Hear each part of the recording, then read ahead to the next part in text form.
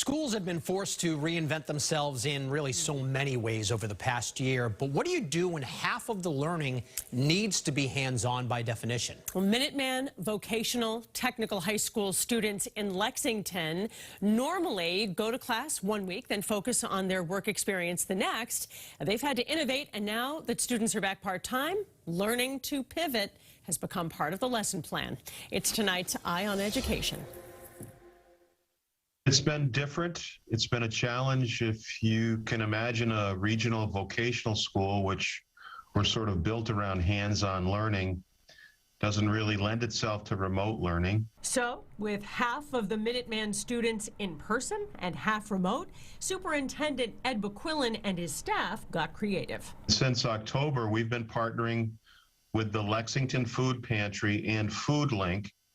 FoodLink is an organization out of Arlington. They rescue food, and the students create meals that are then picked up later in the week and delivered to people who are food insecure or are in need of nutritional needs.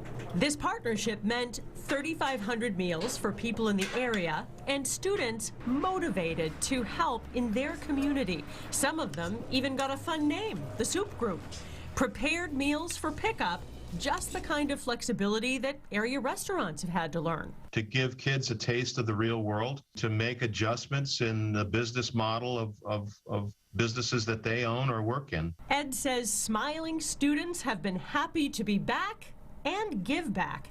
And it's not just culinary students. Every program in the school is working on different projects like this. It's going to be a while before we understand the full impact on kids, but we know how to work with kids. We know that by connecting them with their passion, what they love to do here at Minuteman, it's going to be a road forward that we're going to walk together. We're building resilience, all of us.